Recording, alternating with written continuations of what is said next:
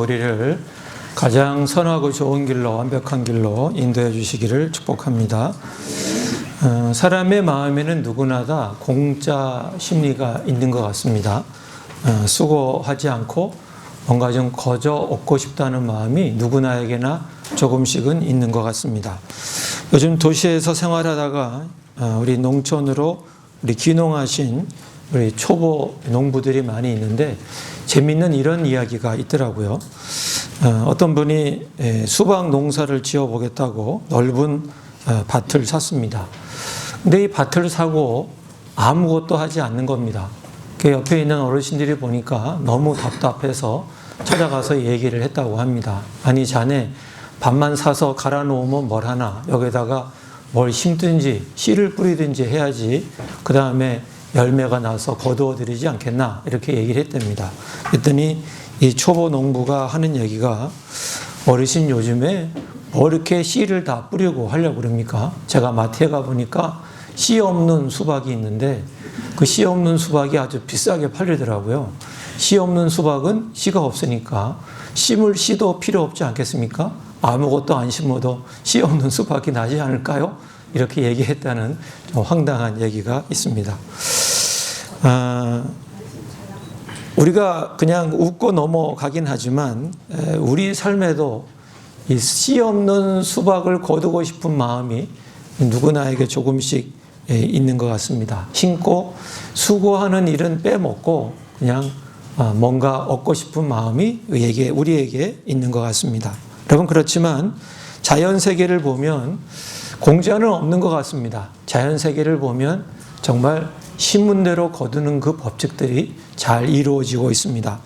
우리가 오늘 읽은 말씀 가운데 7절에 이런 말씀이 있죠. 우리 같이 읽겠습니다. 스스로 속이지 말라.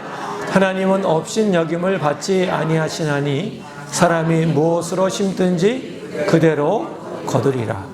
무엇으로 심든지 그대로 거둔다, 이렇게 말씀하시는데 정말 자연 세계는 심는 대로 거두게 되어 있습니다. 콩 심은 데 콩이 나는 것이고, 팥 심은 데 팥이 나는 것이고, 벼 심은 데 우린 벼를 거두는 것입니다. 그리고 많이 심은 사람은 많이 거두게 되고, 적게 심은 사람은 적게 거두게 되어 있습니다. 우리 성도님들도 올해 삶의 터전 가운데 이것저것 많이 심으셨을 텐데 심은 대로 올해 거두게 되는 축복이 있기를 예수님의 이름으로 간절히 축원합니다. 자, 그렇다면 영적인 세계에도 이것이 통할까요? 자연 세계처럼 영적인 세계에도 콩 심으면 콩이 나고 팥 심은 데 팥이 나는 그러한 이 법칙과 질서가 통할까 하는 것입니다. 헌금을 심고 봉사를 심고 예배를 심고 또 기도를 심으면 하나님이 그냥 복을 주신다 하는 것이 영적인 세계에도 그대로 적용이 될까 하는 것입니다.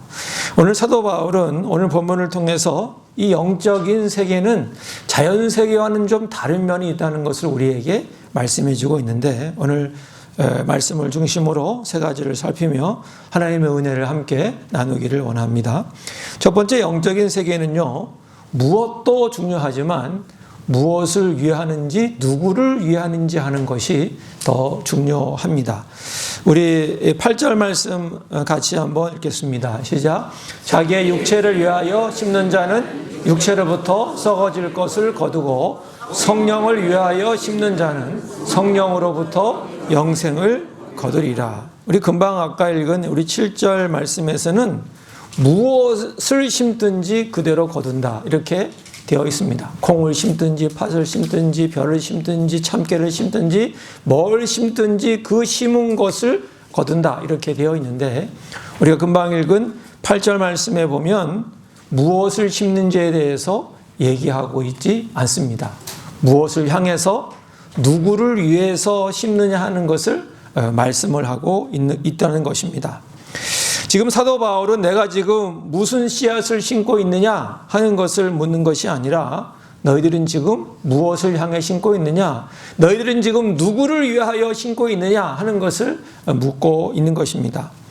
오늘 8절에 나오는 이 육체와 성령이라고 하는 단어가 나오는데 우리가 좀 오해할 수 있습니다. 이 육체를 위해 심는다라고 하면 우리도 모르게 우리 몸을 위해서 뭐 먹고 마시고 잠을 자고 하는 이런 걸로 우리가 생각을 할 수 있습니다. 그래서 육체를 위해 심는다는 것은 내가 먹고 마시고 잠을 자고 또 화장실을 가고 뭐 쉬고 이런 것을 육체를 위해 심는다라고 생각할 수 있는데, 이 성경에서 여기에 육체는 하나님을 떠나는 것입니다. 하나님을 무시하는 것입니다.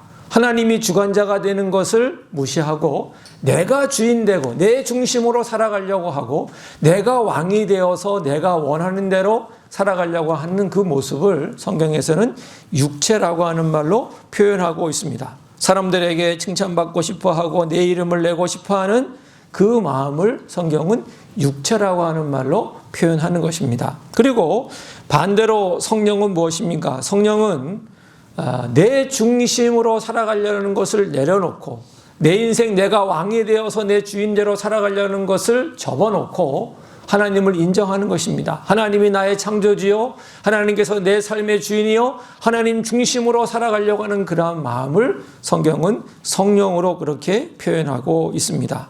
사랑하는 성도 여러분, 영적인 세계에서는 무엇을 심느냐 하는 것도 중요하지만 더 중요한 것은 무엇을 향해 심는지, 누구를 위하여 심는지 하는 것이 더 중요한 것입니다. 여러분, 우리가 헌금, 그다음에 기도, 예배, 헌신, 봉사, 예배당 청소, 차량 운행 이런저런 것을 우리가 하나님께 심습니다. 그 심는데 그것을 심을 때 내 의를 드러내기 위해서, 사람에게 인정을 받기 위해서, 다시 얘기하면 육체를 위하여 심게 되면 그 결과는 사람들에게 칭찬 들을 수 있습니다. 그렇지만 때로는 서운한 마음이 들기도 하고, 때로는 교만해지기도 하고, 때로는 그것 때문에 갈등도 생기는 안타까운 일들이 우리 가운데 생깁니다. 그런데 똑같은 봉사를 심고 기도를 심고 예배를 심고 청소를 심고 이런저런 보이지 않는 데서 하나님을 위해서 무엇을 심는데, 하나님을 위하여 그리고 교회를 위하여 하나님을 사랑하는 마음으로 그것을 심게 되었을 때 성경이 약속하시기를 우리에게 영생을 거둘 수 있다라고 말씀합니다. 영생이 무엇입니까? 살아있는 생명을 얘기합니다. 성령의 열매를 얘기하고 있습니다. 그것을 거둘 것이라고 우리에게 약속해 주고 있는 것입니다. 여러분, 이렇게 우리가 성령님을 향해 하나님을 위하여 아름다운 동기로 씨앗을 심을 때 주님께서 골로새서 3장 23절 24절에서 그것을 우리에게 약속으로 말씀해 주고 있는데, 우리 같이 읽겠습니다. 무슨 일을 하든지 마음을 다하여 주께 하듯 하고 사람에게 하듯 하지 말라. 이는 기업의 상을 주께 받을 줄 아나니 너희는 주 그리스도를 섬기느니라. 사람을 위해서, 사람을 향해서 우리가 살고 봉사하는 것이 아니라 하나님께 대하듯, 주님을 대하듯 주님을 염두에 두고 사람이여 살아갈 때 주님께서 거기에 상을 주시고 주님께서 거기에 상급으로 갚아주실 것을 우리에게 말씀해 주고 있는 것입니다. 사랑하는 성도 여러분, 이제 올해 후반기가 시작이 되었습니다. 우린 후반기라는 새로운 영적인 농사를 이제는 시작할 것입니다. 올해 하반기에는 우리 마음 깊은 곳에 동기를 먼저 점검할 수 있기를 원합니다. 내가 교회 직분을 감당하는데 내가 무엇을 향해 누구를 위해서 내가 이 직분을 감당하고 있는지 한번 돌아볼 수 있기를 원합니다. 그리고 예배할 때, 기도할 때, 봉사하고 섬기고 헌신할 때 내가 무엇을 위해서, 내가 무엇을 바라보고 그것을 하고 있는지 한번 점검하고 돌아볼 수 있기를 원합니다. 우리가 이렇게 우리의 동기가 사람을 향하지 않고 하나님을 향할 때 우리의 수고, 우리의 땀방울은 한 방울도 땅에 떨어지지 않을 줄로 믿습니다. 하반기에는 사람의 시선이라는 밭을 떠나서 골로새서의 말씀처럼 오직 주께 하듯 성령님의 그 은혜를 따라 주님을 위해 심을 수 있는 우리 모든 믿음의 사람들이 되시기를 원합니다. 그래서 그 수고와 헌신과 봉사의 열매가 우리 가운데 풍성하게 되기를 우리 주 예수님의 이름으로 간절히 축복합니다. 두 번째, 낙심은 동기가 흔들리는 위기입니다. 우리 9절 앞에 말씀을 함께 보겠습니다. 우리가 선을 행하되 낙심하지 말지니. 여러분, 자연의 농사를 할 때도 낙심할 때가 있습니다. 봄에 씨앗을 심고 이런저런 모종을 심고 나면 그것이 그냥 기쁨 가운데 저절로 잘 열매를 맺는 것이 아닙니다. 때로는 가뭄 때문에 속이 타들어가기도 하고, 때로는 지난주처럼 극한 호우가 와서 물이 넘쳐서 농작물이 잠기는 것 때문에 또 조마조마한 경우도 많이 있습니다. 그리고 실제로 그런 피해가 생기게 되면 낙심이 찾아오기도 하는 것입니다. 영적인 세계에도 이러한 낙심이 찾아옵니다. 9절에 나오는 선을 행한다는 것은 단순히 착한 일이 아니라 금방 앞에서 말씀드린 하나님을 위해서, 그리고 하나님을 향해서 주님을 사랑하는 마음으로 우리가 헌신하고 봉사하는 것을 얘기하는 것입니다. 그런데 나쁜 짓을 한 것도 안 하고 주님을 위해서 선을 행하고 헌신하는데 왜 낙심이 되고 또 낙심이 찾아오게 될까요? 이것은 바로 수학의 시차가 있기 때문입니다. 여러분, 사람을 향해서, 육체를 향해서 심으면 이 보상이 즉각적으로 올 때가 많이 있습니다. 아유, 권사님이 최고야, 집사님밖에 없어 하고 사람들이 알아주고 박수를 쳐줍니다. 그런데 사람의 눈치를 보지 않고 정말 하나님의 눈을 의식하며 하나님을 기쁘게 하는 마음으로 주님을 위해서 우리가 헌신 봉사하게 되면 의외로 사람들이 알지 못하고 우리 눈앞에 아무런 변화도 생기지 않은 경우가 많이 있습니다. 오히려 헌신 봉사하다가 오해를 받기도 하고 때로는 억울한 일을 당하는 경우도 있습니다. 그때 우리 마음에 서운함이 밀려오면서 나 혼자 이렇게 아등바등 교회를 섬겨서 뭐하나, 아무도 안 알아주는데 그만둬야지 하는 그런 마음이 우리 마음에 들어올 수 있는 것입니다. 이것을 오늘 본문은 낙심이라고 하는 단어로 표현하고 있는 것입니다. 여러분, 낙심은 단순히 피곤하고 힘들어서만 오는 것이 아니라 우리의 동기가 흔들리는 것 때문에 이러한 낙심이 찾아오기도 하는 것입니다. 오직 주님을 위해서 내가 헌신하고 봉사해야 되겠다 하는 그러한 동기가 흔들리고 사람의 인정을 구하는 육체를 위해서 헌신 봉사하는 것으로 나갈 수 있는 것, 그것을 오늘 말씀은 낙심이라는 말로 이야기하고 있는 것입니다. 그래서 야고보 사도는 이렇게 우리에게 권면하는데, 야고보서 5장 7절 말씀 함께 읽겠습니다. 그러므로 형제들아, 주께서 강림하시기까지 길이 참으라. 보라, 농부가 땅에서 나는 귀한 열매를 바라고 길이 참아 이른 비와 늦은 비를 기다리나니. 농부가 씨를 뿌려놓고 싹이 안 난다고 바로 갈아엎지 않습니다. 기다립니다. 비가 안 온다고 포기하지 않습니다. 하늘을 바라보며 하나님이 주실 이른 비와 늦은 비를 기다리며 묵묵히 참습니다. 그러면 때가 지나면 반드시 열매가 맺히기 때문입니다. 사랑하는 성도 여러분, 이제 무더운 7월입니다. 점점 날씨가 무더워지고 습도도 점점 높아서 정말 무엇을 하기가 점점 힘든 그러한 시기가 되었습니다. 우리 찬양대, 또 교사, 식당 봉사, 보이지 않는 곳에서 여러 가지 봉사로 청소로 섬기시는 우리 성도님들 지칠 수 있습니다. 피곤할 수 있습니다.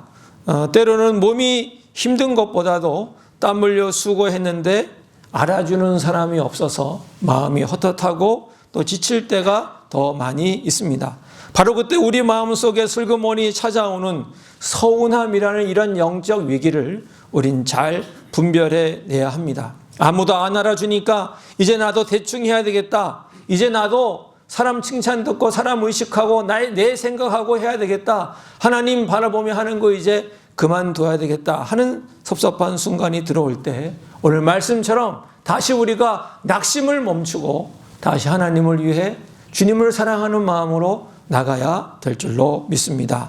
사람의 칭찬이 없음을 결코 억울해하지 않기를 원합니다. 오히려 그때 우리의 수고와 헌신과 봉사가 하나님의 나라에 쌓여 있는 줄로 믿습니다. 이번 하반기에는 묵묵히 교회를 섬기다 마음이 지치고 서운할 때마다 나를 위해 십자가에 달리신, 그 당시 사람들이 아무도 알아주지 않는 그러한 피와 땀을 흘리신 그 주님의 그 십자가를 깊이 묵상할 수 있기를 원합니다. 그래서 우리 안에 낙심을 온전한 기쁨으로 바꾸어서 우리의 사명의 자리를 지켜나갈 수 있는 우리 모든 성도님들이 되시기를 예수님의 이름으로 간절히 축복합니다. 세 번째는 결실의 때가 반드시 온다는 것입니다. 오늘 우리 9절 하반절에서 10절까지 말씀 함께 읽겠습니다. 포기하지 아니하면 때가 이름에 거두리라. 그러므로 우리는 기회 있는 대로 모든 이에게 착한 일을 하되 더욱 믿음의 가정들에게 할지니라. 여기 보면 사도 바울은 거둘 수도 있다라고 얘기하지 않습니다. 혹시 거둘지도 모른다라고 얘기하는 것도 아닙니다. 분명하고 확실하게 거두리라고 말씀을 하고 있습니다. 또 여기에 때가 이름에라고 하는 여기 때는 우리가 아는 것처럼 카이로스라고 하는 하나님의 때를 얘기합니다. 우리의 손목시계가 얘기하는 크로노스의 어떤 그런 시간을 이야기하는 것이 아니라 하나님의 완전하고 완벽한 그 때를 바로 여기서 말씀을 하고 있습니다. 주님께서는 완벽하고 완전한 때에 거두게 하시고 열매를 맺게 하신다는 것입니다. 우리는 가끔 하나님의 카이로스와 내 시계가 맞지 않아서 답답해 할 수도 있습니다. 하나님, 저는 당장 오늘 열매가 필요한데 하나님 언제 열매를 주시겠습니까? 이럴 때가 우리 인생 가운데 올 수 있습니다. 그러나 하나님은 한 번도 실수하신 적이 없으신 분이십니다. 가장 적당한 때, 가장 알맞은 때, 가장 좋은 때에 열매를 주시는 하나님이신 줄로 믿습니다. 사랑하는 성도 여러분, 영적 세계의 법칙을 온전히 신뢰할 수 있기를 원합니다. 성령님을 위해 하나님을 사랑하는 순전한 마음으로 눈물을 흘리며 심은 기도의 씨앗, 헌신의 씨앗, 봉사의 씨앗, 예배의 씨앗은 하나도 땅에 떨어지지 아니하고 하나님께서 다 거두셔서 크신 열매로 갚아주실 줄로 믿습니다. 때로는 우리 생에 그 열매를 다 거두지 못할 수도 있습니다. 그러나 내가 믿음으로 심은 그 씨앗, 우리 자녀들이 열매를 볼 수도 있습니다. 내가 심은 그 씨앗, 우리 교회 다음 세대들이 그 열매를 볼 수도 있습니다. 그리고 마침내 주 앞에 서는 그날 하나님께서 영광의 면류관을 우리에게 베풀어 주실 줄로 믿습니다. 시편 126편 5절 6절은 우리에게 이렇게 말씀하고 있습니다. 같이 읽을까요? 눈물을 흘리며 씨를 뿌리는 자는 기쁨으로 거두리로다. 울며 씨를 뿌리러 나가는 자는 반드시 기쁨으로 그 곡식단을 가지고 돌아오리로다. 반드시 기쁨으로 돌아온다고 성경이 우리에게 약속해 주고 있습니다. 사랑하는 성도 여러분, 이 확실한 하나님의 약속을 믿을 수 있기를 원합니다. 우리 주님께서 땀 흘려 심은 대로 반드시 갚아주심을 확신하시기를 주님의 이름으로 축복합니다. 특별히 오늘 본문의 말씀은 더욱 믿음의 가정들에게 할지니라 이렇게 말씀을 하고 있습니다. 우리가 헌신, 봉사, 섬김을 심을 때 다른 것보다 교회 안의 사람들에게 먼저 심고 시작할 것을 우리에게 말씀을 해주고 있습니다. 6절 말씀도 가르침을 받는 자는 말씀을 가르치는 자와 모든 좋은 것을 함께하라고 말씀하고 있는데 이 영적 지도자, 교회 영적 지도자와 마음을 같이 하고 뜻을 같이 할 것을 얘기해 주고 또 교회 안의 가정들에게 바로 하나님을 위해서 심고 섬길 것을 주님께서 말씀해 주고 있습니다. 여러분, 이번 주간 영적으로 지쳐있는 구역의 식구들, 성도들에게 여러분 전화를 드리거나 아니면 손을 잡아 줄 수 있기를 원합니다. 내 시간을 내어서 무거운 짐을 지고 있는 그 지체들의 어깨를 어루만져 줄 수 있기를 원합니다. 그 작은 섬김 하나하나가 성령을 위해 심는 위대한 생명의 씨앗이 될 줄로 믿습니다. 우리 하나님은 반드시 갚아주십니다. 은밀한 중에도 다 보시는 하나님께서 우리의 수고, 우리의 헌신, 우리의 봉사, 우리의 심는 모든 것 주님께서 때를 따라서 나게 하시고 열매 맺게 해 주실 줄로 믿습니다. 이 흔들리지 않는 확신을 가슴에 새기고 우리 후반기에도 하나님이 허락하신 밭에서 주님을 위해 주님을 향해 심어가서 하나님이 허락하시는 그 귀한 열매를 많이 거두어 드릴 수 있는 우리 성동용학교의 모든 믿음의 사람들이 되시기를 예수님의 이름으로 간절히 축복합니다. 어느 작은 교회 여집사님의 이야기를 하나 나누려고 합니다. 이 집사님은 동네 중학교 앞에서 작은 분식집을 운영했다고 합니다. 그런데 이 집사님의 가게에는 유독 그 동네에서 불량 학생들, 문제 있는 그 학생들이 이 집사님이 운영하는 분식집에 많이 왔다고 합니다. 다른 분식집의 주인들은 그런 학생들이 오면 다 쫓아내고 막 그랬는데 이 집사님은 믿음이 있기 때문에 그 아이들에게 떡볶이도 더 주고, 그리고 좀 시간이 나면 옆에 앉아서 그 아이들의 이야기도 들어주면서 하나님, 이 아이들 삐뚤어지지 아니하고 하나님 믿고 영혼 구원받고 하나님의 자녀가 되게 해달라는 그런 마음으로 기도하면서 그 아이들을 잘 섬겨 주었다고 합니다. 그러던 어느 날 집사님이 잠깐 주방에 들어간 사이 그렇게 챙겨주던 그 불량 중학생들 가운데 한 아이가 이 계산대에 있던 헌금을 몽땅 훔쳐가지고 달아나 버렸습니다. 그것을 안 이 여집사님은 가게 바닥에 주저앉아서 펑펑 울었다고 합니다. 하나님, 제가 정말 저 아이들을 하나님의 아이들로 구원하고 싶어서 저 아이들을 품고 기도하고 저 아이들을 사랑하고 아끼고 저 아이들에게 떡볶이를 하나 더 주고 저 아이들의 마음을 좀 알아주려고 했는데 어떻게 하나님 이런 일이 생길 수가 있습니까? 하면서 하나님께 한탄을 하면서 기도하면서 울었다고 합니다. 마음 한편에는 경찰에 신고하고자 하는 그런 마음이 들었다고 합니다. 신고해서 그냥 혼내서 그냥 감옥 가게 했으면 좋겠다는 그런 마음이 들었는데, 그런 하나님 앞에 기도하면서 끝까지 그 아이를 덮어주고 용서해주고 하나님이 그 아이의 마음을 만져주기를 간절한 마음으로 기도했다고 합니다. 그렇게 시간이 흘러 10년이라는 세월이 흐른 어느 날 분식집 문이 열리고 웬 건실한 청년 하나가 아내와 갓난아이를 데리고 들어왔습니다. 바로 10년 전 돈을 훔쳐 달아났던 그 당시 불량 중학생이었습니다. 이 청년은 집사님을 보자마자 그 앞에 무릎을 꿇고 집사님께 눈물을 흘리며 이렇게 말을 했습니다. 집사님, 저는 다 기억합니다. 그때 집사님이 만약 경찰에 신고했다면 저는 평생 동안 감옥을 들락거렸을 것입니다. 그렇지만 저를 용서해 주시고 끝까지 믿어주신 그 사랑 때문에 저는 정신을 차릴 수가 있었습니다. 지금 건실한 직장도 얻었고 교회 아내와 함께 교회도 다니고 있습니다. 집사님, 저를 그 당시 용서해 주시고 품어주셔서 정말 감사합니다 라면서 눈물을 흘리며 감사의 고백을 했다고 합니다. 사랑하는 성도 여러분, 이것이 바로 성령을 위하여 심는 자가 거두는 참된 성령의 열매인 것입니다. 우리가 성령을 위하여 심을 수 있는 것은 주님께서 먼저 우리를 위해서 자신의 생명을 심어주셨기 때문입니다. 여러분, 올 하반기에 확실한 믿음과 소망을 품고 끝까지 하나님을 위해서 주님을 사랑하는 마음으로 섬기고 봉사하고 예배하고 기도하고 살아가셔서 올 연말에는 하나님이 주시는 크신 은혜, 그 축복 그리고 열매를 거둘 수 있는 저와 여러분 모두가 되시기를 예수님의 이름으로 간절히 축복합니다. 기도하겠습니다. 하나님 아버지, 오늘 주께서 하시는 말씀을 우리가 듣습니다. 하나님, 우리가 무엇을 심는지도 중요하지만 그것을 무엇을 향해 누구를 위해 심는지도 참 중요하다고 우리에게 말씀해주고 계십니다. 우리가 하나님을 위해 심을 때 낙심이 찾아올 때가 있습니다. 그럴 때 흔들리지 않고 우리의 동기를 다시 바르게 해서 하나님을 위해 심고 나갈 수 있는